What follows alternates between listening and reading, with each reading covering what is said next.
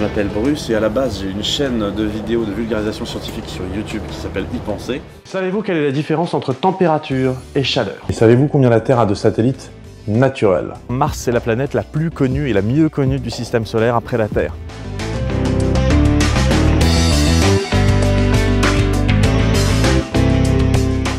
Et maintenant j'ai un livre aussi qui s'appelle Prenez le temps d'y penser, tome 1.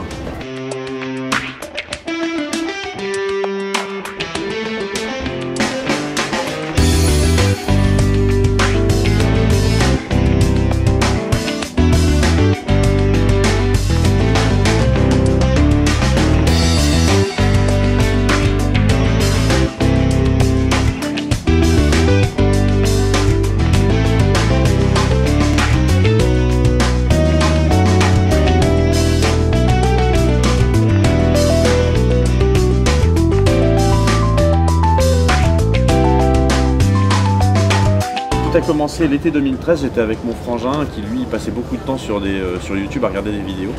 Et donc il m'a fait découvrir des chaînes thématiques scientifiques qui sont en anglais. Et je me suis dit c'est vachement bien, j'aimerais bien que des vidéos comme ça existent en français, il n'y avait pas. Donc du coup il m'a dit bah écoute là c'est peut-être l'opportunité du coup de faire les vidéos que tu voudrais voir. C'est comme ça que c'est parti.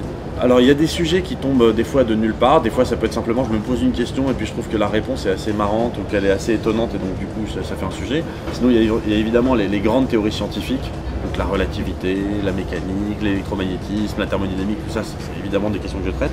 Et de plus en plus c'est des questions qu'on me pose directement. Et ce qui se passe c'est que chaque fois qu'on répond à une question en science, ça soulève en général 15 autres questions, donc ça s'auto-alimente.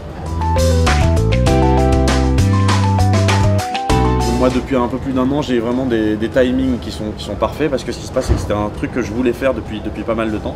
C'est-à-dire de la même manière, il y avait déjà beaucoup de livres de vulgarisation scientifique anglais qui étaient à l'époque pas traduits en français. Et du coup, je m'étais dit, bah, exactement comme pour les vidéos, j'aimerais bien écrire le livre que j'aimerais pouvoir trouver en librairie. Et au moment où je commençais à l'écrire et que je me disais que je commençais à me poser des questions, est-ce que je vais l'envoyer à des éditeurs, est-ce que je vais chercher à le balancer sur internet ou en e-book ou autre chose, j'ai été contacté par Marabout. Je me suis dit bon bah le timing est bon, allons-y, discutons. Alors le livre il est organisé vraiment on va dire en 10 grosses sections. On peut avoir une section genre la matière, une section de la lumière, une section de l'électromagnétisme, mais le but c'est vraiment que tout soit progressif. Donc il y a pas mal d'histoires des sciences, parce que la science on peut très rapidement arriver dans des complexités qui sont dingues. Donc l'idée c'est vraiment de trouver un ordre où on peut commencer et une fois que les choses sont acquises, on construit par-dessus, vraiment ça permet de mieux comprendre parce que sinon c'est insensé. Je trouve ça dingue. Je trouve ça dingue, c'est-à-dire quand je pense qu'il y a 2 ans, je lançais ma chaîne. Il y a 1 an, j'étais simplement invité à assister à l'exoconférence et que maintenant, je fais la première partie de l'exoconférence avec Alexandre Astier en tournée. Plus maintenant, je sors un bouquin. L'année prochaine, je sors une 2e chaîne en anglais. Et tout, non, je veux dire, tout se précipite, c'est dingue. Je profite. Je sais pas jusqu'à quand ça va durer, donc je profite.